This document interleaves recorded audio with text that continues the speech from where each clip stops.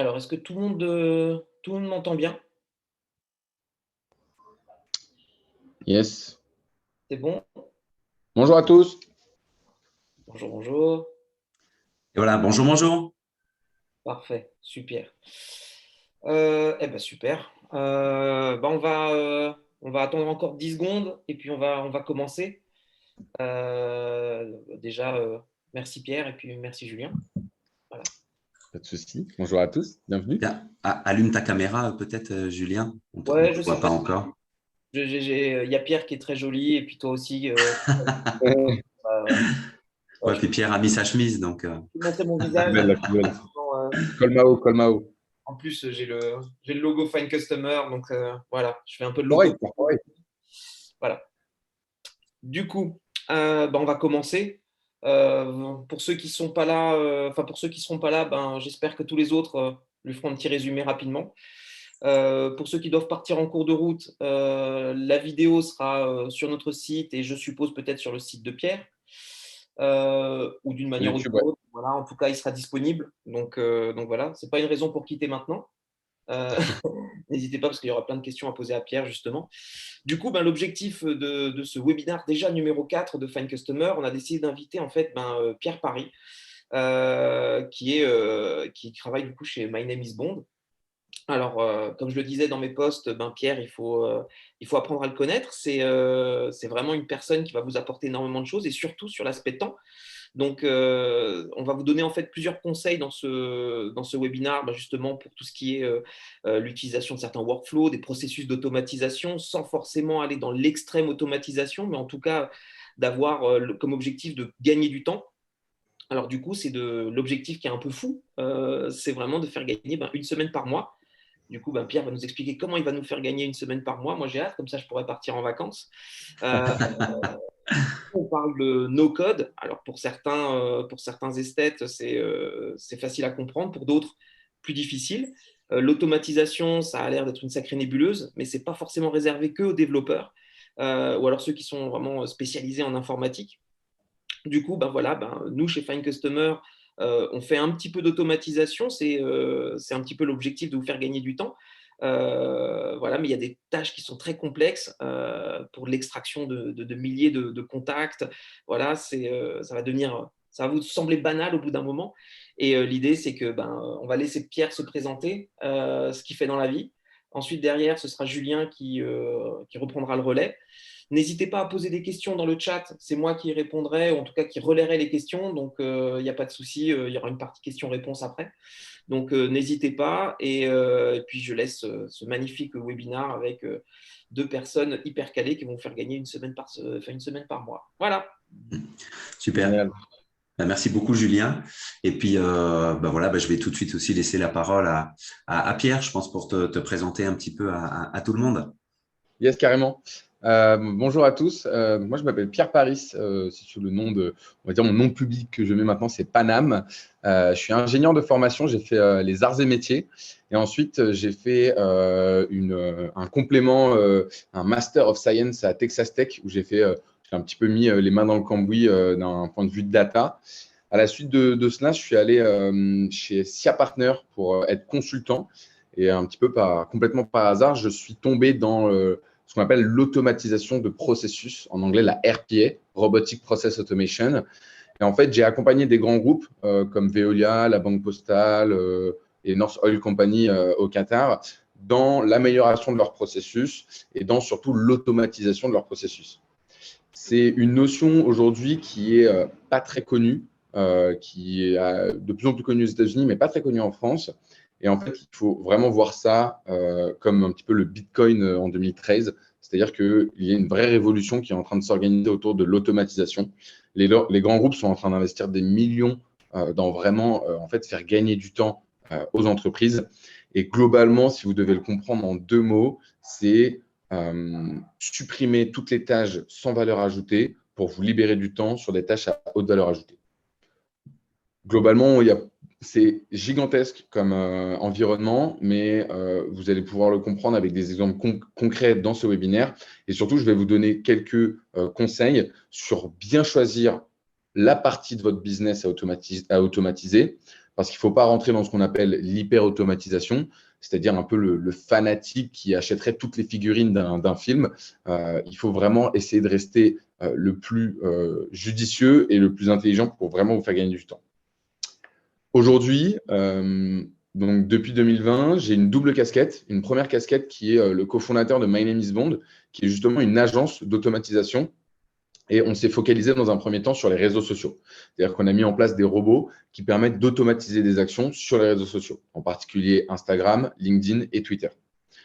Globalement, c'est vraiment pour vous faire gagner du temps et c'est pour remplacer le stagiaire qui est dans une entreprise et qui est là à faire du like, du follow et du visionnage de story. On a aussi donc développé toute une partie d'automatisation et une offre un petit peu pour accompagner les agences comme nous pour faire ça, parce que vous allez voir dans la slide suivante, on est une agence et on a eu des très bons résultats sur l'année passée. Pourquoi? Parce qu'on a mis en place vraiment de bons process donc, qui sont liés à l'automatisation des actions. On a accompagné plus de 250 clients. En un an, on a fait 250 000 euros de chiffre d'affaires. Et comme vous pouvez le voir à droite, on est 3 dans l'équipe. Marion, Blondie et moi. Aujourd'hui, l'équipe, on était 3 au départ, aujourd'hui l'équipe est plus grande. On a aussi Théo qui est d'ailleurs dans ce webinaire et qui nous accompagne sur la partie production et automatisation. Voilà, donc l'équipe est plus grande aujourd'hui, mais je pense qu'on a montré par le passé qu'on avait eu des bons process et donc on va vous partager un petit peu les différents secrets aujourd'hui. Et comme je vous le disais, j'ai une deuxième casquette qui est donc liée à un startup studio qui s'appelle The Secret Company, qui a été fondé par Maxime, que vous voyez sur la partie droite. Et donc, je suis CTO là-bas pour accompagner les différents projets qu'on a, c'est-à-dire qu'on accompagne des startups dans leurs problématiques sur les différents process et les différentes applications à utiliser. N'hésitez absolument pas si vous avez des questions pendant le webinaire. Le but, c'est vraiment qu'on échange, que ce soit interactif. Donc, posez-les par écrit. Je pense que quelqu'un vous répondra ou alors on fera passer la question à l'oral pour que ça puisse en faire profiter tout le monde. Julien, à toi le micro. Ouais, super. Merci beaucoup, Pierre. C'était très complet. On voit un petit peu mieux, effectivement, comment tu en es arrivé là, voilà, à maîtriser un petit peu tous ces process. Nous, de notre côté, chez Find Customer, donc je suis le cofondateur de cette solution avec Julien Gallo que vous avez vu tout à l'heure. Donc, Find Customer, c'est une plateforme d'extraction et d'enrichissement de bases de données que l'on va qualifier en temps réel pour cibler et engager plus facilement ses prospects. Donc, l'automatisation a aussi une grande part dans ce projet. Nous, c'est un projet assez récent. L'équipe aujourd'hui est constituée de 4 personnes. Mais l'idée, effectivement, c'est qu'au travers des automatisations, on arrive aujourd'hui à effectuer le travail de plusieurs personnes en effectuant une prospection de qualité, en augmentant l'efficacité de nos process. Et c'est vrai que sans l'automatisation, sans l'essor aussi de tous ces outils no-code qu'on a pu voir ces dernières années, on n'aurait pas pu y arriver puisque les journées ne font que 24 heures. Donc, l'idée, c'est de vous présenter aussi tout à l'heure dans ce webinaire quelques-uns de nos workflows fétiches, on va dire, pour voir si vous les connaissez et en tout cas, vous montrer aussi qu'ils sont à la portée de tout le monde aujourd'hui. C'est vraiment le plus important. Hein. Donc, on va entrer dans le vif du sujet. À la rigueur, ce que je peux vous proposer, c'est déjà qu'on vous fasse un petit horizon de nos outils préférés, en fait, avec Pierre. Donc, Pierre en a forcément quelques-uns, nous aussi. Peut-être que certains, vous les connaissez, vous ne les connaissez pas. Voilà, on va en parler un tout petit peu en intro avant d'entrer sur les workflows et nos différents conseils. Ouais, donc, Pierre, à la rigueur, laisse-nous voilà un petit peu tes commentaires, présente-nous tes outils fétiches. Yes, alors donc du coup sur cette image vous voyez plusieurs outils, je pense que certains vous sont familiers et je vais vous expliquer très simplement ce qu'on appelle la stack qu'on utilise chez nous. Donc une stack, pour ceux qui ne savent pas ce que c'est un ensemble d'outils qui permettent de faire tourner un business. Nous, notre stack, elle est très simple. On utilise Notion pour tout ce qui est, en fait, si vous voulez, l'équivalent d'un Google Drive, c'est-à-dire tous nos documents, ranger nos documents, faire tout ce qui concerne la gestion de projet. Slack pour tout ce qui concerne la communication avec les personnes de l'équipe, sachant que Slack, honnêtement, je vais vous dire 80% de la population utilise que 10% de Slack. Slack, c'est un outil ultra puissant où on peut connecter toutes les applications à l'intérieur. Donc, c'est vraiment très, très utile. Ensuite, pour tout ce qui est, donc, nous, vous l'avez compris, on est une agence qui accompagne des clients. Donc, on a des robots qu'on vend sous forme de licence. Et donc, ces robots-là, il faut connaître un petit peu leur statut. Il faut savoir s'ils sont en production, il faut savoir s'il y a une action en attente du client. Il faut envoyer des mails au bon moment à nos clients pour leur donner des informations. Et donc, pour gérer toute cette partie-là, un petit peu le moteur de notre entreprise, c'est Airtable. Airtable, donc, c'est vraiment un outil qui vous permet de gérer ce qu'on appelle des bases de données. Globalement, c'est comme G-Sheet, mais en plus beau et en plus puissant. Pour ceux qui ne connaissent pas. De toute façon, tous ces outils-là sont des outils qu'on présente dans notre chaîne YouTube qui s'appelle Panam Automatise, que je vous invite donc à vous abonner dessus parce qu'on va mettre énormément de tutoriels sur tous ces outils pour vraiment vous les expliquer et pour que vous puissiez mettre en place ce que moi j'appelle un meuble IKEA de connaissances, c'est-à-dire la base de connaissances d'un outil pour qu'en plus vous puissiez aller plus loin tout seul. Ensuite, pour gérer donc bien évidemment la prospection, être capable de savoir exactement où est-ce qu'on en est avec tel ou tel prospect, on utilise HubSpot, qui est donc ce qu'on appelle un CRM. Pour le coup, HubSpot, c'est très complet. Il existe beaucoup de CRM qui sont foncièrement équivalents, mais la différence va se faire un petit peu dans l'UX, c'est-à-dire l'user experience. Ça veut dire un petit peu vos atomes crochus avec l'environnement. Nous, on a des atomes crochus avec celui d'HubSpot, mais il en existe plein. Sachant qu'avec Notion et Airtable, vous êtes aussi capable de créer votre propre CRM. Ça va vous demander un petit peu de temps, mais au moins, vous aurez un CRM qui va correspondre complètement à votre cerveau. Et ensuite, pour faire le lien un petit peu avec ces différentes applications, donc Notion, Slack, Airtable et HubSpot, on utilise ce qu'on appelle des connecteurs. Et donc là, vous en avez 3. Je vous ai mis 3 types. Vous avez UiPath. UiPath, c'est vraiment pour faire l'automatisation de processus. C'est la machine de guerre, quoi. C'est le Google de l'automatisation. Si vous n'êtes pas trop à l'aise avec l'automatisation, ne mettez pas les mains dans le cambouis là-dedans. Moi, j'ai commencé par ça. Et je peux vous dire qu'après, ça m'a vacciné pour le reste des outils d'automatisation. On utilise vraiment beaucoup Zapier. Zapier, c'est vraiment pour le coup un outil d'automatisation qui va utiliser donc les API des autres applications. C'est-à-dire que c'est les portes d'entrée qui sont créées par les développeurs pour pouvoir connecter rapidement les applications entre elles. Vous allez voir, l'interface de Zapier, elle est très belle, elle est très soignée, donc c'est très facile d'utiliser. Et Integroma, c'est un peu plus complexe à utiliser, mais ça va vous permettre d'aller un petit peu plus loin. De toute façon, ce qu'il faut comprendre, que ce soit dans l'automatisation, dans le code ou de manière générale, plus un outil est complexe, plus il va vous permettre de faire beaucoup de choses. Plus un outil est fermé et donc simple d'utilisation, moins vous allez pouvoir le moduler. C'est un petit peu la comparaison qu'on peut avoir là-dessus. Donc, il faut le garder en tête. UiPath, très compliqué. Donc, possibilité de faire des choses infinies. Zapier, beaucoup moins compliqué, mais du coup, action réduite. Oui, complètement. Pour aller sur notre stack d'outils, tu vois, on en partage certains comme Slack. Effectivement, ça a vraiment révolutionné la communication, on va dire, en interne, mais aussi aujourd'hui avec nos partenaires. Très clairement, on invite nos partenaires externes dans notre Slack. Ça facilite grandement le partage de données, de fichiers, les communications. On gagne clairement en efficacité depuis qu'on utilise cet outil-là. Ensuite, si le sujet aujourd'hui, c'est l'automatisation, effectivement, comment ne pas évoquer Zapier, qui a vraiment révolutionné cette partie-là, à mon sens. Zapier qui permet effectivement, comme tu l'as dit, de connecter deux outils ensemble sans savoir coder, sans presque faire d'efforts. Aujourd'hui, voilà, vous pouvez lier toutes vos actions marketing, commerciales ou organisationnelles avec Zapier. Côté CRM, on est plutôt, nous, sur Pipedrive. C'est vrai que Julien et moi, on a un profil un petit peu plus commercial, on va dire, là où HubSpot a une vocation aussi plus marketing, on va dire. Mais Pipedrive a un énorme rapport qualité-prix.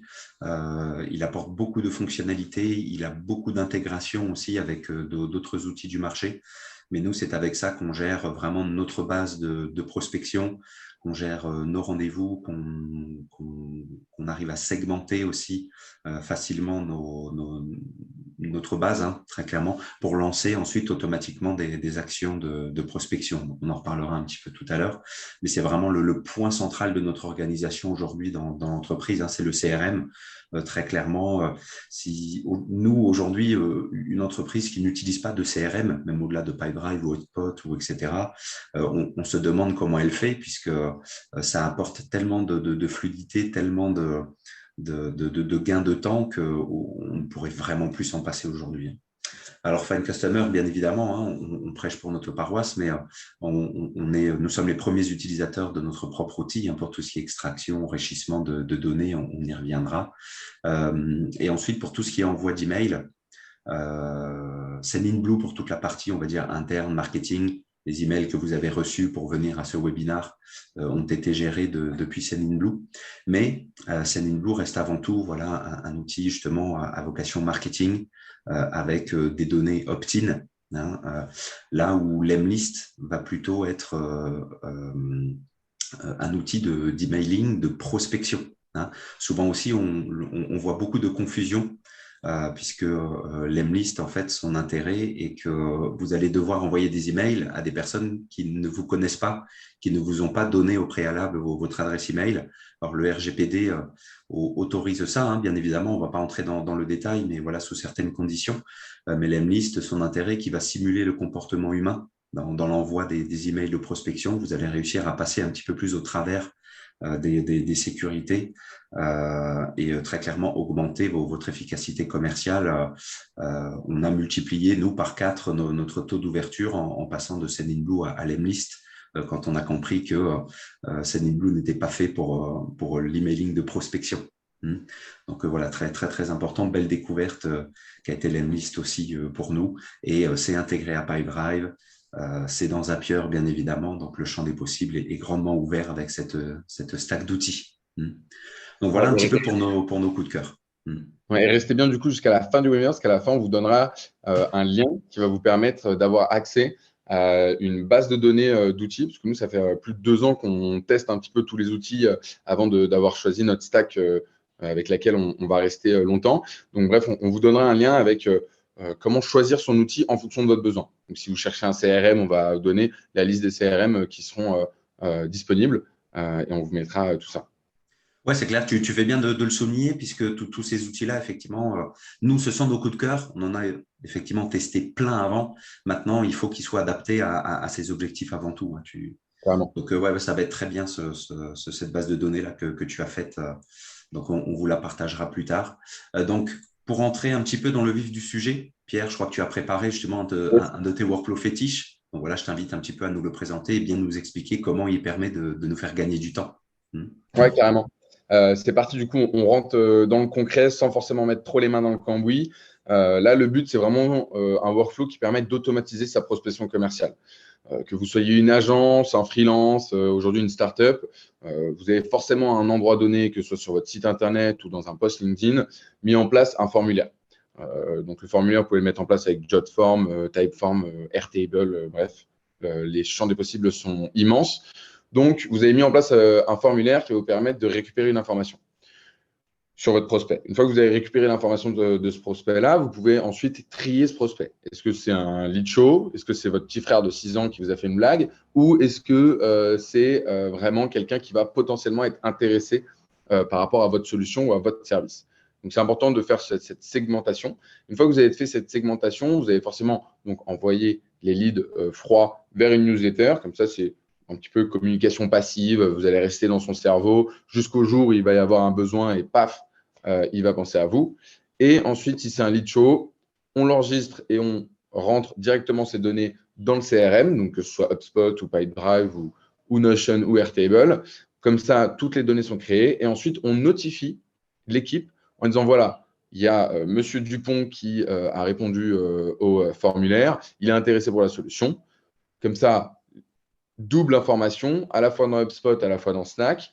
Et surtout, ça permet aux autres membres de l'équipe, lorsqu'ils ont du temps, de regarder un petit peu les leads et de dire ah tiens, lui je l'avais rencontré dans tel event, tu peux lui parler de moi, ou ah tiens, ça, c'est quelqu'un qui fait partie de tel réseau. Donc, s'il veut la solution, fais-lui 10% de réduction. Voilà. Ça, globalement, c'est un workflow qui est très efficace. Nous, on l'utilise depuis le début pour notre agence. On a traité, je crois que c'est 1900 leads entrants grâce à ce workflow-là. Et en fait, on n'en a perdu aucun, puisque si jamais vous n'allez pas dans HubSpot pour regarder les leads, vous avez quand même la notification dans Slack. Et vous pouvez aussi vous faire une notification par email pour vraiment être sûr de ne rater personne. Sachant que avec certaines opérations commerciales et notamment de communication sur les réseaux sociaux, on est arrivé à certains volumes en 2 jours de 300 à 400 leads dans la même journée. Donc, il fallait être capable, avec une équipe réduite, de traiter tous ces leads-là avec efficacité. Complètement. Et là, ouais, ce qui est important, ouais, c'est d'expliquer que les outils sont intégrés ensemble, permettent juste en cochant une case de permettre ces automatisations. Et très clairement, ouais, on voit l'utilité du CRM, puisque aujourd'hui, ce fonctionnement-là, en utilisant Excel, est très, très, très complexe et ne permet pas d'alerter l'équipe en temps réel. Hein. Oui, complètement. En fait, dans l'automatisation de vos actions, si vous voulez, il y a 3 grands types. Il y a ce qu'on appelle les intégrations, c'est-à-dire que c'est un lien natif entre une application et une autre. Donc là, par exemple, Typeform propose une intégration HubSpot qui dit, dès lors que quelqu'un remplit le formulaire sur Typeform, on va créer un contact dans HubSpot avec telles et telles données. Très simple, en récupérant les informations des différentes questions, vous allez créer votre contact. Si cette intégration, donc ça c'est le premier point, si cette intégration n'existe pas, on va utiliser ce qu'on appelle des API. Et donc pour utiliser les API, on va utiliser Zapier. On va lui dire, dès qu'une information sort de Typeform, on la récupère et ensuite on la renvoie dans une autre application grâce à l'API. Si il n'y a pas d'API, parce que les développeurs de l'application n'ont pas mis en place d'API, on va utiliser ce qu'on appelle la RPA. Donc là, c'est UiPath. Et là, ce qu'on va faire, c'est qu'on va carrément mimer le comportement humain. Donc, on va ouvrir une page Internet et aller faire les clics comme si nous, on les faisait à l'intérieur de la page. Bien évidemment, on est dans mes 3 solutions du plus simple au plus complexe, sachant que quand on veut vraiment simuler les clics dans un navigateur, ça met du temps à se mettre en place. Et le jour où la plateforme change de bouton d'à droite à gauche, il faut mettre à jour le script. Donc là, pour le coup, c'est vraiment la machine de guerre. Mais si vous avez en interne un intranet, une application développée en interne qui n'a pas d'API et que vous souhaitez quand même l'automatiser, ou par exemple SAP, que vous utilisez certains modules de SAP en interne et que vous souhaitez automatiser des actions, avec ma 3e solution, c'est possible. Tout à fait. Donc là, je vois à droite, hein, tu soulignes un volume traité multiplié par 3. C'est vraiment conséquent. Hein. Et ça, multiplié par 3, parce que le process avant, c'était lequel chez vous en interne? Il y avait un outil qui a été rajouté entre-temps, ou tu vois, comment s'est passé le avant-après? En fait, avant, c'était très simple, c'était juste un Typeform et le Typeform nous envoyait des emails notification à tout le monde de l'équipe. Et donc après, il fallait se dire, ah, celui-là, je l'ai pris, ah, machin. Et donc ensuite, ils rentraient aussi on les mettait dans un Google Sheet et on mettait, quand j'y pense, je me dis que c'était vraiment archaïque, je ne sais même pas comment on a fait pour. En fait, on mettait dans le tableur, on mettait, lui, il est appelé, lui, il faut le rappeler, lui, il voulait juste la plaquette, etc. Donc, avec des couleurs ou des petites choses comme ça. Je pense. Ouais. Je pense qu'il y a beaucoup de personnes qui vont s'y retrouver, mais au final, c'était juste hallucinant. Personne ne savait qui gérait qui. Parfois, on appelait des personnes en doublon qui nous disaient « Ah, mais j'ai déjà eu ta collègue au téléphone. » Donc, c'était juste pas possible. Alors que là, dans HubSpot, tout est rangé, tous les échanges sont mis, ils sont triés en disant « Est-ce que ça, c'est un mail? Est-ce que ça, c'est un appel? Est-ce que ça, c'est une réunion ?» C'est connecté à notre agenda. Si on met en place une réunion, si moi, je viens sur le contact, je vois qu'il y a une réunion en place avec ma collègue dans une semaine, je ne vais pas l'appeler, je sais que c'est traité. Et surtout, on se met des tâches de rappel. Dans HubSpot, on peut se mettre des rappels, c'est-à-dire qu'on envoie, par exemple, quelqu'un remplit le formulaire, on l'appelle, il ne nous répond pas, on se met un rappel dans 3 jours. Dans 3 jours, on le rappelle. S'il ne nous répond pas, on refait un mail, etc. Mais au moins, on a un suivi. Et surtout, ça nous décharge la tête. Ce n'est pas des choses qu'on met dans notre to-do, ce n'est pas des choses auxquelles on pense la journée. C'est quelque chose qui est stocké dans HubSpot et ça ne bouge pas. C'est ça, qu'il suffit d'aller consulter, voilà, qu'on n'a pas besoin de traiter à la main. Après, il faut juste mettre un point. Après, c'est une question d'organisation personnelle, mais il faut juste mettre un point dans son agenda en disant, voilà, pendant une demi-heure, je vais faire mes relances HubSpot. Et tu les fais tous les jours, tous les 2 jours, tous les 3 jours, en fonction de la volumétrie. Mhm. Ouais. Très, très bien. Bah, merci Pierre ouais, pour ce workflow. Si quelqu'un a des questions, voilà, n'hésitez pas. Mais ça fait un petit peu le lien justement quand tu parles d'agenda avec notre premier conseil, puisque en toute humilité, voilà, on va essayer, on a repéré entre nous quels étaient les conseils les plus forts qu'on puisse vous donner. L'idée était de se dire aussi qu'est-ce qui a en fait fonctionné déjà le plus pour nous avant toute chose.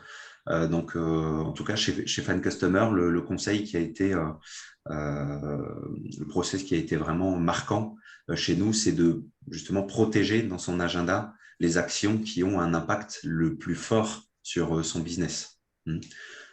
Puisque l'idée, c'est qu'effectivement, avec l'automatisation, avec tous ces outils, parfois, on a tendance à se perdre. Tu vois, tu parlais tout à l'heure quand même d'une semaine de mise en place pour le workflow que tu as présenté. Donc, c'est vrai que malgré tout, on peut vouloir voilà, automatiser des tonnes de choses, mais qui finalement ne servent pas le business. Donc, il faut à tout prix se dire que voilà, il ne faut pas se déconcentrer. Quelles sont les actions qui sont les plus indispensables à la croissance de votre business? On aime bien souvent la loi de Pareto. Voilà, les 20% d'actions qui amènent 80% de résultats. Alors, ça paraît un petit peu théorique, mais vraiment, quand on se l'applique, on remarque que si ces actions-là ne sont pas planifiées dans l'agenda et si elles ne sont pas protégées à tout prix, si on est dérangé justement par des notifications Slack, si on est dérangé par des collègues, par des partenaires qui nous sollicitent, on peut vite passer à la trappe. Et c'est ce qui fait que les objectifs commerciaux ne peuvent plus être tenus. Donc, planifiez vraiment votre semaine. Et un point aussi qui est hyper important, qui était assez marquant aussi chez nous dans notre progression, ça a été d'itérer aussi justement la planification de ces tâches. C'est que on est peut-être enfermé dans une certaine routine, on a nos petites habitudes, de 8h à 9h, je suis sur les réseaux sociaux, de 9h à 10h, je passe des coups de fil, etc. etc. N'hésitez pas aussi à remettre en cause votre propre planning, vos habitudes. Et nous, ce qui a été voilà, très marquant par rapport à ça, en faisant ces itérations, c'est qu'on a remarqué qu'en fait, on gagnait en efficacité en concentrant les tâches d'une même nature dans un seul créneau horaire. Dans le sens où, imaginez maintenant que vous avez, je ne sais pas, une pièce à refaire chez vous à la maison, vous voulez refaire la tapisserie. Si vous étalez ça voilà, sur plusieurs jours dans la semaine, il va y avoir le temps où on prépare les rouleaux de tapisserie, on prépare la colle, on prépare les tables, on prépare toutes nos affaires. Il y a le temps de préparation, mais il y a le temps de rangement à la fin. Alors que si on se lève voilà, le dimanche matin à 8h et qu'on fait tout en une fois, au final, on est beaucoup plus efficace. Imaginez que c'est pareil dans vos process internes, c'est pareil en prospection commerciale. Aujourd'hui, voilà, si on prend un exemple sur le call calling, on a vu avec Julien Gallo, voilà, mon associé, qu'il vaut mieux se faire une demi-journée de phoning complète en ayant préparé sa base en amont plutôt que de passer quelques coups de fil voilà, de 15h à 16h. Hein. Typiquement, ce qu'on faisait avant, puisqu'on entreprenait plusieurs actions de prospection dans une seule journée. Finalement, on a tout recentré sur une demi-journée dans la semaine et je crois qu'on a fait au moins x3 ou x4 en termes de résultats. Donc, vraiment, ça marche. Concentrer les tâches voilà, d'une même nature dans un seul créneau horaire dans votre semaine. Voilà pour le conseil et itérer. Je te redonne la main. Pierre, tu avais un autre effectivement process à nous présenter que tu aimes bien. Yes, carrément. Alors ça, pour le coup, c'est honnêtement, on en est très très fiers chez My Name is Bond. On a mis pas mal de temps à le mettre en place et vous allez voir, c'est un process ultra puissant. C'est un process qui vous permet d'automatiser des demandes d'audit. Donc, ce n'est pas forcément un process qui va pouvoir être applicable à tous vos business, mais en tout cas, vous allez forcément pouvoir un petit peu l'adapter au vôtre. Concrètement, ce qu'on a fait, c'est qu'on a mis en place un formulaire qui récupère énormément d'informations sur la maturité de nos clients à mettre en place de l'automatisation. Je vous le dis comme ça paraît un petit peu complexe, mais globalement, vous pouvez l'adapter à votre business, j'en suis sûr. Et donc, on a mis en place le questionnaire qui récupère toutes ces informations-là. Il y a une vingtaine, trentaine de questions. Ensuite, toutes ces questions-là, elles tombent dans un fichier Google Sheet. Dans ce fichier Google Sheet, il y a, pareil, des formules et de l'automatisation un peu qui permet de comparer ces réponses-là à toutes les anciennes réponses qu'on a obtenues. Donc, ça nous permet de placer la personne qui a rempli ce questionnaire dans la moyenne ou non, un petit peu comme une salle de classe. Derrière, ça va générer donc des graphiques qui va permettre de le positionner en fonction de sa maturité, son engagement sur les réseaux sociaux, sa disponibilité à dépenser de l'argent par rapport à l'automatisation, etc. Et donc, on en ressort des graphiques. Tous ces graphiques-là sont ensuite mis en place dans un template généré et qui donc va permettre de visualiser simplement et de faire un report qui va être téléchargé en PDF et qui va être ensuite envoyé au client après une certaine durée. Tout ce processus-là que je viens de vous donner, manuellement, moi, ça me prenait avant à peu près, ouais, si je travaillais en mode robot, on va dire que ça me prenait 15 minutes par client, par demande d'audit, sachant qu'on a entre 2 et 3 demandes d'audit par jour. Donc, ça prenait 45 minutes. Aujourd'hui, tout le processus est automatisé. C'est-à-dire qu'il ne me prend plus que 0 minute, sachant qu'il m'a demandé 3 jours d'effort pour le mettre en place, parce que c'est assez complexe. Mais maintenant que c'est automatisé, plus aucune minute demandée. Donc, ça fait 45 fois 5, ramené à l'échelle de l'année. Je vous laisse faire le calcul, mais ça nous fait quelque chose d'assez sympa. Et surtout, il y a énormément de valeur ajoutée parce que nos clients sont très contents d'avoir un PDF joli. Vous pouvez d'ailleurs faire le test. Hein, vous pouvez aller sur notre site internet, mynamesbond.co. Vous allez voir, il y a une demande d'audit en haut. Et vous allez voir que le résultat que vous allez obtenir, il est complètement personnalisé et en même temps réalisé de manière complètement automatique. Ouais, complètement, très, très intéressant. En plus, le Typeform, c'est vrai que là, on est dans un cas d'usage d'un audit, effectivement, mais ça revient à un entretien de découverte voilà, classique qu'on pourrait faire avec n'importe quel prospect pour n'importe quel business. En plus, avec un outil comme Zapier, on pourrait encore imaginer que les informations se mettent directement sur la fiche du client dans le CRM. Voilà, une étape éventuellement qui n'est pas là, mais qui est tout à fait possible. Donc, ouais, très, très intéressant, puisque c'est vrai qu'il faut collecter les données, il faut les présenter aussi à notre prospect ou notre client. Donc, ouais, on est sur une automatisation complète. Hein. Ouais. Et ce que tu disais, c'est intéressant et c'est fait de manière, entre guillemets, un petit peu native. C'est-à-dire que, alors je ne sais pas pour Pipedrive, mais en tout cas pour HubSpot, en fait, quand tu peux mettre une certaine adresse mail en copie cachée des mails que tu envoies. Et donc, si le contact n'existe pas, il va être créé automatiquement. Donc, en fait, nous, dans l'historique de nos échanges avec nos prospects, on a forcément le lien vers le PDF qui renvoie vers l'audit. Et donc, quand on les a au téléphone, parce que directement après l'audit, on les appelle au téléphone pour qualifier un petit peu le besoin. Et donc, on l'a sous les yeux, le report, et on peut leur faire nos commentaires en live. Oui, tout à fait. Ça existe aussi pour Pipedrive. C'est vrai que je ne connais pas tous les CRM non plus, mais c'est vrai que je sais qu'avec Zapier, on peut transférer sur la fiche du client les coordonnées, les pièces jointes, etc., qui sont liées. De toute façon, le Google Slide génère même un lien. Hein. Donc, le lien, il peut être mis sur la fiche du client très, très, très simplement.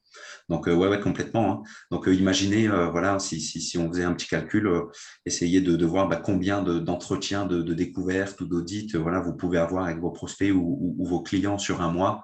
Imaginez gagner. Alors, nous, toi, tu as parlé de 15 minutes, mais peut-être que pour d'autres, ça peut être une demi-heure. Donc, voilà, si on économise 15 à 30 minutes pour chaque client, chaque entretien que l'on a, ouais, on a gagné énormément de temps pour voilà, une semaine de mise en place au départ. Hein. Clairement. Top. Conseil numéro 2, effectivement, pour en donner aussi un petit peu. Un qu'on aime beaucoup aussi chez Find Customer, qui repose sur l'idée de se demander en fait aussi en amont, quand on fait un petit peu le point même voilà, chaque mois sur le chiffre passé ou à la fin de chaque trimestre, quand on analyse un petit peu, se dire est-ce que je suis sur une bonne lancée, est-ce que j'ai atteint mes objectifs ou pas et tout d'un coup se demander comment en fait je devrais fonctionner si je devais multiplier par 3 mes objectifs commerciaux. Et donc, tu te souviens, Père, je t'avais dit en introduction, nous, c'est clairement une question qu'on s'est posée. On était 3 dans l'équipe au démarrage. On s'est dit, aujourd'hui, si on veut accélérer, comment est-ce qu'il faut faire très clairement, à un moment donné, c'est de te dire, au lieu d'être 3, faudrait qu'on soit 5, faudrait qu'on soit 6. Et en fait, c'est là qu'on commence à débloquer des cases en se disant, tiens, peut-être qu'avec cet outil, on pourrait automatiser ça. Peut-être qu'au lieu d'avoir un compte LinkedIn, je pourrais en avoir 2. etc., etc. Et puis, c'est comme ça qu'on repousse voilà, toutes ces limites de créativité. Tout d'un coup, en mettant en place voilà, certains outils, certains process, on remarque que le travail qu'on faisait avant, peut-être manuellement et tout seul, tout d'un coup, il est multiplié par deux. Donc, quand il s'agit de business, d'entretien de vente, quand on multiplie par deux, voilà, ces fréquences, ces process, c'est mathématique après en vente. Hein. C'est un certain nombre d'entretiens, un certain nombre d'emails envoyés, un certain nombre de messages. S'ils sont multipliés par deux, forcément, mes résultats vont augmenter. Donc, prenez-vous un petit peu le temps de de vous poser cette question-là. Essayez de vous dire, si je devais multiplier maintenant par deux, qu'est-ce que je devrais faire? Et vous verrez que, alors, c'est pas forcément, parfois, certaines décisions seront liées à un impact financier, hein, on est bien d'accord, mais vu que là, on parle d'automatisation aujourd'hui, de se demander quels sont nos process, quels sont tous les points de contact que l'on a au quotidien dans notre journée, lorsqu'on prend notre ordinateur, qu'on commence à travailler, entre nos outils, notre téléphone, nos emails, nos présentations, nos emails de suivi, nos process en interne pour prévenir nos collègues, etc., etc. Et vous verrez qu'avec la stack d'outils qu'on vient de vous donner, il y a énormément de choses à gagner. C'est clair. Donc, c'est très personnel, hein, ça. Après, c'est sûr que c'est une question un petit peu théorique là pour le coup. On pourrait en discuter effectivement ensemble avec grand plaisir. Voilà, contactez-nous sur LinkedIn pour voir un petit peu quels sont vos stacks d'outils, vos process, et demandez-nous un petit peu. Tiens, moi aujourd'hui je fais ça. Comment est-ce que je pourrais faire voilà demain est-ce que je peux automatiser ça? Est-ce que des solutions simples existent? Et je pense que Pierre voilà, sera à même de vous répondre parfaitement sur ce sujet. Je voulais Avec juste plaisir. faire une petite parenthèse là-dessus. C'est moi, c'est Julien, hein, au cas où je vois Pierre qui fait des gros yeux. C'est juste moi. Donc là-dessus, en fait, c'est une phrase qui est assez importante, qui est celle de Julien, de son ancien patron, qui disait comment est-ce qu'on fait cette année pour faire plus X%. Et du coup, il laissait la créativité justement aux commerciaux d'aller chercher le comment du pourquoi, et c'est à partir de là qu'ils mettaient en place. Et c'est cette question-là qu'on pose souvent, je pense qu'on doit poser souvent à Pierre, comment faire mieux? Et du coup, je pense que c'est ce travail-là justement de réflexion qui va amener les résultats, et c'est faisable à chaque fois si tout est toujours bien calibré. C'était juste ma petite parenthèse rapide. Voilà. Merci Julien. Et donc pour embrayer un nouveau workflow, alors très clairement, c'est celui qu'on utilise chez nous, chez Find Customer. Alors, j'en ai pas parlé en introduction, mais l'année passée, on a accompagné aussi une cinquantaine d'entreprises sur de la génération de leads ou de la prospection. Donc, c'est vraiment un process phare qu'on met en place régulièrement chez les clients qu'on a accompagnés et qu'on utilise effectivement chez nous. Donc, on vous invite voilà, vraiment à suivre également. L'idée est de se dire que comment est-ce que je peux automatiser entièrement ma prospection, l'automatiser tout en restant humain avec une communication malgré tout personnalisée. Mais l'idée, comme tu disais Pierre, c'est d'automatiser toutes les tâches à faible valeur ajoutée. Donc très clairement, l'idée avec l'outil Find Customer aujourd'hui va être d'extraire effectivement des listes de contacts, hein, notamment depuis les réseaux sociaux. Donc là, ces listes de contacts, on pourrait se dire, je suis sur un réseau social, je copie-colle à la main le nom, le prénom de mon contact dans mon CRM. Là, très clairement, nous, on va le faire automatiquement en évitant de faire ce copier-coller, en ayant toutes ces informations-là sur le contact, sur l'entreprise. On va, nous, pouvoir enrichir les données de l'entreprise et reconstituer aussi les adresses mail de nos prospects. Donc ça, aujourd'hui, ça peut demander plusieurs outils. Nous, on l'a en tout en un dans Find Customer. Et une fois que vous avez toutes ces informations-là, on a aussi le téléphone, l'URL LinkedIn. On va pouvoir automatiser effectivement un certain nombre d'actions, donc des communications LinkedIn, de l'envoi d'email, ou même préparer une base de données toute fraîche pour de la prospection par téléphone. Maintenant, l'idée, c'est que dans Find Customer, voilà, on va vous demander d'extraire cette donnée-là. En tout cas, c'est ce qu'on vous préconise pour toujours lier effectivement toutes les infos sur vos contacts à votre CRM. Pour rappel, hein, comme tu le disais toi aussi Pierre tout à l'heure, si on met tout sur Excel ou sur Google Sheet, qui a été appelé quand, est-ce que le contact n'était pas déjà dans la base de données, Voilà, toutes ces erreurs de doublons, de perte de données, de process internes, voilà, sont évitées en exportant en un seul clic en fait les données dans le CRM. Donc vraiment toujours avoir cette pierre angulaire qu'est le CRM. Là aussi, hein, dans toutes les entreprises que l'on a accompagnées, on a vu que souvent le CRM n'était pas du tout en place, ou alors qu'il n'était pas dédié à de la prospection commerciale. Donc là, l'idée, c'est de vraiment du jour au lendemain noter, au-delà des informations sur les contacts, les actions de prospection qui ont été faites. L'intérêt ensuite d'utiliser un outil comme Lemlist, c'est que celui-là va vous gérer le call d'email, mais aussi des actions LinkedIn et va remonter dans le CRM les informations qui ont été faites sur les emails. Donc typiquement les ouvertures, les clics dans les emails seront remontés également dans votre CRM. Donc ça, ce sont des données très très importantes puisqu'on est là dans mon workflow sur un process descendant, mais on pourrait imaginer aussi un process ascendant qui repart de Lemlist, qui vous remonte une information de clic, par exemple dans Pipedrive, et avec Zapier, voilà, pourquoi pas automatiser une notification Slack qui va vous indiquer que, bah, tiens, un prospect vient de cliquer dans le mail, ou alors il a cliqué dans le mail, ça lance une action téléphonique ou ça lance une action LinkedIn. Donc vraiment, le champ des possibles avec seulement ces 4 outils est énorme. Et nous, on l'a vu en termes d'impact, on est presque sur du tout en un. On a une création d'audience en amont et ensuite, on arrive à repérer l'audience effectivement la plus chaude, qui marque le plus d'intérêt envers notre solution pour pouvoir entreprendre d'autres actions de prospection.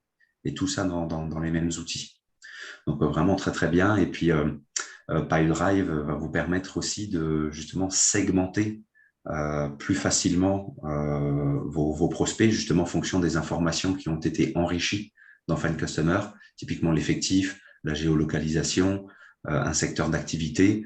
Le fait d'avoir cet enrichissement-là va vous permettre d'affecter aussi en interne éventuellement les prospects, l'audience à certaines personnes. Typiquement un commercial qui gère l'Île-de-France, l'autre qui gère la province, un qui gère les grands comptes, l'autre qui gère les plus petits comptes. Voilà, l'affectation se fait automatiquement. Et ensuite, en un clic, vous allez pouvoir dire, si ce prospect-là est un grand compte chez moi, ou ce prospect-là est un petit compte, ou il est en province en Île-de-France, il va être automatiquement envoyé dans les bonnes campagnes Lemlist derrière. Donc, les campagnes Lemlist, effectivement, il faut les préparer en amont. Mais ensuite, le process, une fois que tout est prêt, il devient tout automatisé. Et donc, le travail de valeur ajoutée, il se fait sur le ciblage de ces prospects tout en haut. Et ensuite, vous n'avez quasiment plus rien à faire, si ce n'est de repérer quelles sont les marques d'intérêt que vos prospects font envers votre marque. Et ça, on est sur une journée de mise en place. Très clairement, il y a peu d'outils.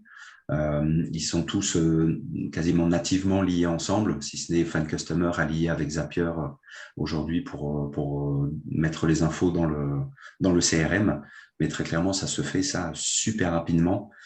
Et on arrive, nous, comme ça, c'est avec cette stack-là qu'on a multiplié clairement par 3 notre masse d'envoi d'emails mensuels.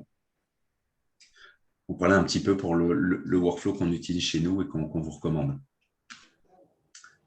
Et Pierre, alors 5 conseils que tu voulais exposer effectivement de vive voix. Je te redonne la main pour ça. Ouais, c'est parti pour les 5 conseils. Donc, j'ai fait exprès de ne pas vous les mettre dans la slide parce que je ne voulais pas que vous lisiez la slide. Je voulais que vous soyez concentrés sur ma voix pour bien avoir les 5 conseils en tête. Globalement, là, je suis sûr qu'avec tous les différents outils qu'on vous a montrés, les différents use cases que vous pouvez avoir, je suis sûr que vous avez plein d'idées. Et donc, je vais vous donner 5 conseils avant de vous lancer dans l'automatisation d'une des actions, hyper important à respecter pour être sûr que vous n'allez pas perdre du temps et que vous allez vraiment en gagner. Le premier conseil à regarder, c'est qu'il faut vraiment essayer, et ça va être dur au début parce que vous n'allez pas avoir de recul ou d'expérience, mais il faut être capable d'évaluer le temps que ça va vous prendre de le mettre en place versus le temps gagné. Je vais vous donner un exemple très simple. Si vous devez aujourd'hui faire des factures et que vous êtes aujourd'hui à un volume de 3 factures par mois et que vous souhaitez mettre en place une automatisation qui va générer automatiquement ces factures, ce n'est pas forcément la peine. 3 factures par mois, c'est une charge de temps qui est très faible par rapport au temps que ça va vous demander de monter en compétence en automatisation et de le mettre en place.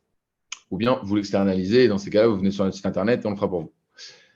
Alors que si vous avez 500 factures à faire dans le mois, là, ça commence à être une charge vraiment de travail en termes de temps et vous pouvez commencer à vous dire qu'il faut l'automatiser. Deuxième conseil, et ça, vous n'allez pas voir très souvent, et c'est vraiment un conseil fait maison, réaliser la tâche manuellement pendant 15 jours. C'est vraiment hyper important. Pensez Fordisme, pensez robot aujourd'hui dans les usines d'automobile. On a toujours, à travers l'histoire, commencé à faire manuellement la tâche, puis ensuite, on l'a robotisé. Et ça, c'est hyper important. Pourquoi? Parce que plus vous allez la faire manuellement, plus vous allez améliorer le processus et plus vous allez être capable de dire, OK, c'est cette partie-là de mon processus, je dois l'automatiser parce que quand je fais cette tâche-là, j'ai absolument pas besoin d'être concentré. J'écoute de la musique en même temps. Donc, celle-là, il faut que j'automatise. Troisième conseil hyper important, il faut faire des processus, faire des workflows de processus.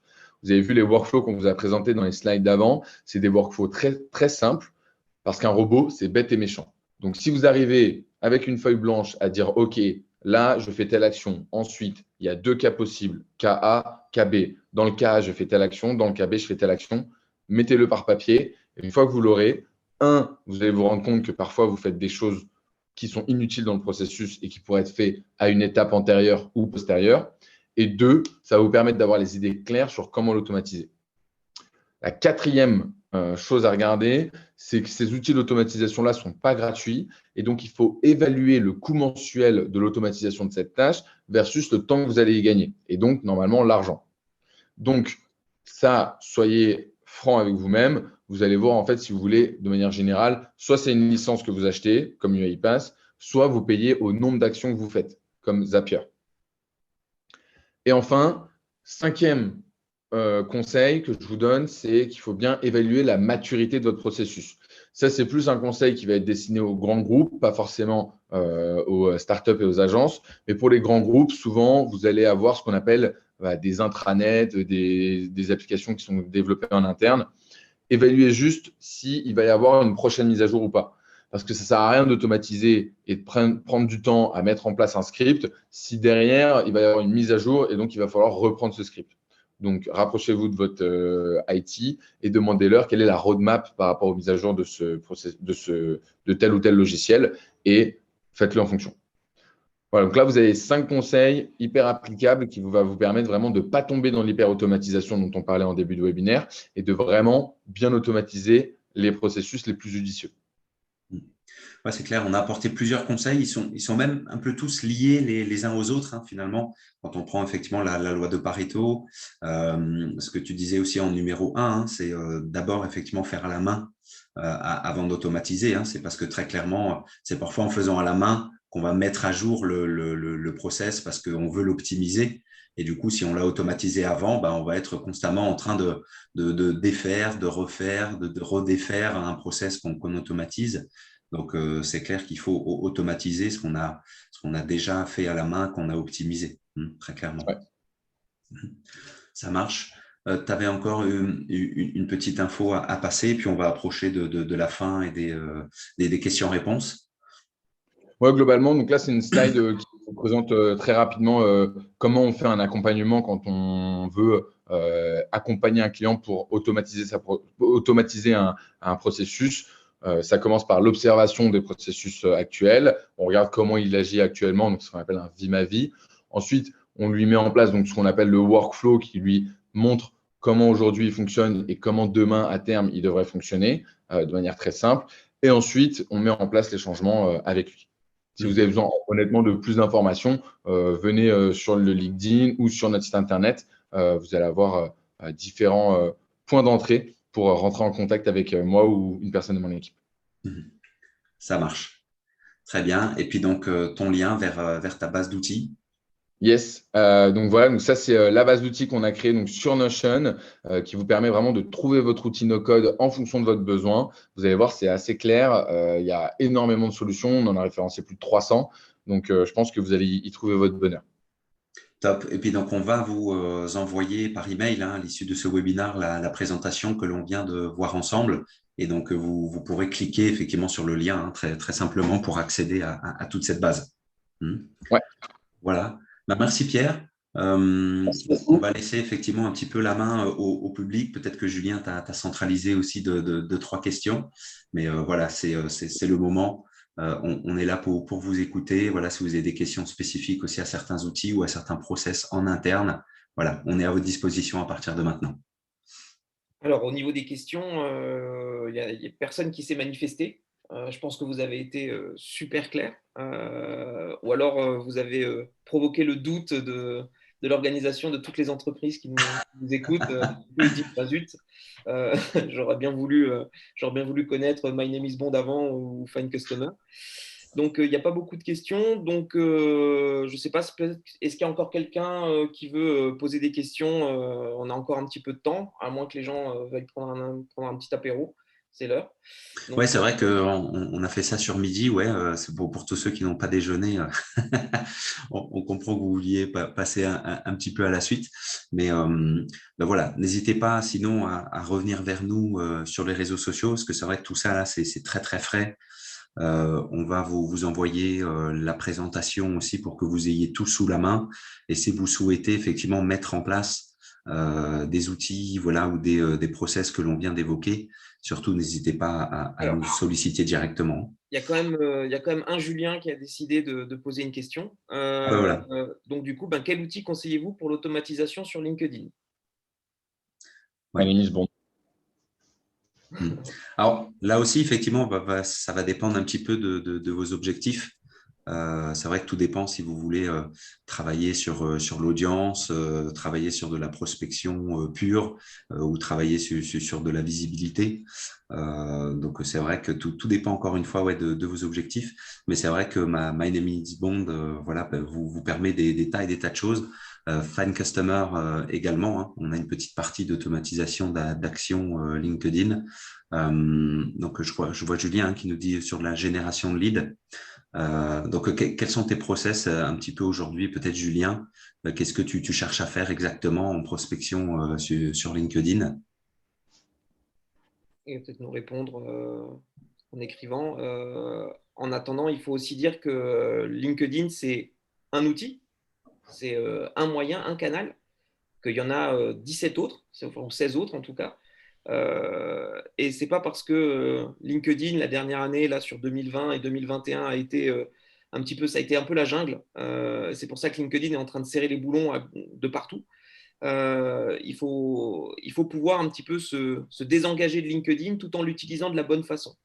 Et c'est là où certains outils utilisés par des gros hackers, alors tu en as cité, je ne vais pas les citer là-dedans, mais il y a des outils qui sont utilisés souvent par des gros hackers qui font de la masse, qui contournent un peu le système, qui piratent, entre guillemets, la fonctionnalité de LinkedIn. Il faut garder en tête, et c'est le plus important, qu'il faut avoir cet aspect humain dans la prospection et qu'aujourd'hui, balancer une bombe atomique sur LinkedIn en envoyant 10 millions de messages et en se disant, il y en a au moins un qui va répondre, ce n'est pas la bonne technique si on veut avoir une vraie relation commerciale. Et c'est pour ça qu'avoir une approche comme le fait My Name is Bond ou alors une approche comme le fait Find Customer, c'est d'avoir quelque chose de plus humain. Même si on automatise, on automatise les tâches redondantes, les tâches qui sont embêtantes et qui sont chronophages. Par contre, on essaie quand même d'avancer sur les sujets importants qui restent l'humanisation de cette relation commerciale. Donc, du coup, justement, il disait cibler plusieurs types comme des CHO, donc des Chief Happiness Officer, je pense, entrer en contact et les follow. Ça, typiquement, Find Customer le fait automatiquement. Et puis, il posait la question de Phantom Buster ou Ghost Phantom et Lemlist et HubSpot également. Donc, voilà, c'est ce qu'il utilise aujourd'hui. Donc, c'est déjà une bonne stack, mais peut-être que Pierre va nous en expliquer un petit peu plus là-dessus. Ouais, en fait, globalement, ce qu'il faut voir, c'est que techniquement, il y a beaucoup d'outils qui permettent de faire beaucoup de choses sur LinkedIn, mais il y a deux pièges dans lesquels il ne faut pas tomber. Un, il faut respecter l'algorithme, et donc il ne faut pas aller à l'encontre de l'algorithme, sinon vous risquez de vous faire bannir de cette plateforme. Et deux, automatiser, ça demande du temps, et maintenir en production quel que soit l'outil que vous utilisez, ça vous demande aussi du temps. C'est-à-dire qu'il faut souvent, quand vous avez terminé votre source, enfin, quand vous mettez en place avec des sources et un message de prospection, vous mettez en place ce qu'on appelle une campagne. Et à la fin de cette campagne, si bien elle est terminée, il faut reprendre le temps de remettre en place une nouvelle campagne. Donc ça, de toute façon, c'est du temps qui est non extensible et qu'il faut prendre en compte. Aujourd'hui, l'automatisation de la prospection, et notamment sur LinkedIn, elle vous sert pour déclencher une conversation. Mais c'est vrai que je suis d'accord avec Julien. Aujourd'hui, il y a tellement de messages qui sont envoyés sur LinkedIn qu'il faut être aussi capable et honnête avec soi-même en se disant, voilà, j'ai déclenché la conversation, mais je vais devoir la suivre maintenant d'un point de vue humain pour vraiment closer ce contact.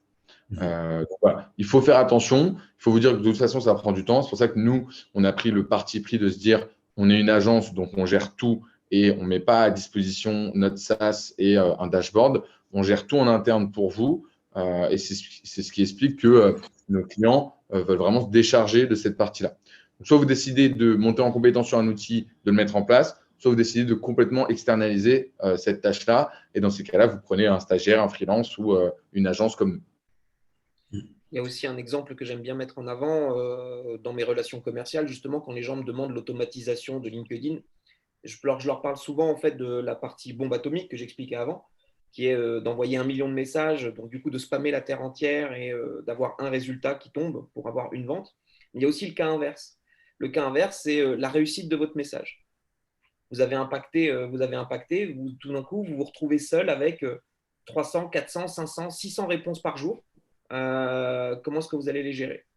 Et c'est là où vous allez créer de la déception, et c'est là où vous allez perdre ce lien commercial qui est hyper important, qu'il ne faut surtout jamais dénaturer en automatisant les choses. Donc il faut pouvoir automatiser, mais de manière intelligente. Et c'est pour ça qu'il y a, chez My Name is Bond, il y a une semaine de mise en place pour les stacks, parce qu'il faut préparer les choses, et il ne faut pas automatiser à outrance, dans le risque de justement se perdre dans soit un échec, soit une réussite. Clairement. Ouais, puis c'est vrai que nous, on l'a vu chez toutes les entreprises qu'on a accompagnées. C'est vrai que c'est pas tant l'outil qui a vraiment fait la différence, c'est clairement la qualité du message à chaque fois. C'est ça. Et pour reprendre le conseil de Pierre et qu'on disait nous aussi, c'est que envoyer des messages d'abord à la main, voyez si ça fonctionne, voyez si les gens répondent, regardez comment initier votre relation commerciale et ensuite automatiser effectivement ce qui fonctionne. Mais clairement, ouais, il n'y a pas un outil meilleur que l'autre, à mon sens. C'est la qualité des messages et vos tests, la qualité de la relation commerciale ensuite, comme le dit Julien, qui va faire la différence, hein, très clairement.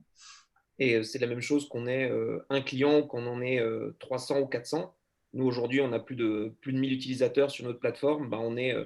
On garde ce lien en permanence, même si on a automatisé des actions, des stacks d'outils qu'on a mis en place, comme l'a montré Julien. Ça n'empêche pas qu'aujourd'hui, on reste disponible et que le jour où notre outil exposera peut-être encore plus, ce sera le mot d'ordre de toutes les personnes qui nous rejoindront pour accompagner cette croissance. Ce sera justement de garder ce côté humain.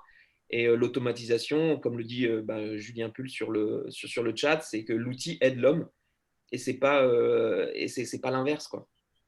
Donc, il faut faire très attention à ça. Et aujourd'hui, ne pas se perdre dans les mauvais outils d'automatisation en croyant que c'est la solution pour faire des milliards et des milliards. Ouais, c'est clair. Même Pierre, hein, voilà, a montré, hein, il analyse l'homme en fait pour automatiser, hein. Clairement. Ouais, ouais. Souvent, on dit que grâce à l'automatisation, on ajoute une force digitale à son équipe. Donc, il faut vraiment le voir comme pas un troisième bras, mais plutôt un stagiaire virtuel, quoi. Ouais. Complètement. Mais c'est ça, en fait, souvent, ce qu'on dit à nos clients, c'est ça, c'est que plutôt que quelquefois de me donner en fait comme travail à un stagiaire, par exemple pour notre outil, d'extraire et d'enrichir une base de données, de la travailler sur Excel et de devoir l'appeler pour pouvoir l'enrichir, Ouais. on va pouvoir nous automatiser. Du coup, le stagiaire n'aura pas une fonction, on va dire, de petite main, mais il aura une vraie fonction de justement de pouvoir mettre en place le bon message, sachant que la hiérarchie au-dessus va lui permettre justement d'avoir le bon message. Et c'est là où il va vraiment faire son boulot de bizdev ou de marketeur sur ce sujet-là, quoi, plutôt que de faire du travail de petite main. Donc voilà. je pense que c'est le moment de vous remercier voilà, tous pour votre attention. On espère avoir été le plus clair voilà, possible. Donc, on revient vers vous. Le replay sera disponible sur notre chaîne YouTube, sur notre site Internet. On vous enverra effectivement le lien vers tout ça dès demain, ainsi que la présentation que l'on a vue ensemble. Et donc, n'hésitez pas à aller nous demander là, en relation, si ce n'est pas encore fait sur LinkedIn. On est là vraiment pour vous répondre, pour vous aider, que ce soit en organisation interne, en prospection. Donc, merci Pierre d'avoir répondu voilà, aussi à cette invitation. Ça a été vraiment pertinent. On a appris certaines choses et puis je pense que nous aussi, on aura quelques questions pour toi voilà, dans les jours qui viennent. Ouais, encore un grand merci à Pierre de toutes les astuces qu'il nous a données, qui nous met le pied à l'étrier justement vers la réussite. Donc, merci à Pierre. Et puis, n'hésitez pas à le suivre sur les réseaux, hein. Donc, ça, il faut absolument le faire. Comme ça, si vous avez des questions que vous n'avez pas osé poser dans le chat, eh ben, n'hésitez pas à lui poser en direct.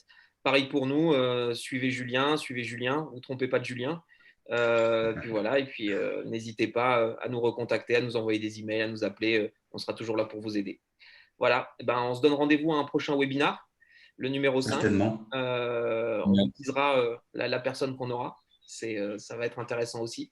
Et puis, n'hésitez pas encore à suivre tout le monde. Voilà. Eh ben, je vous remercie. Puis, je vous souhaite une excellente journée. Bon appétit pour ceux qui ont Belle faim. journée, ouais, bon appétit. Allez. Allez, ciao, ciao tout le monde. Salut, au revoir.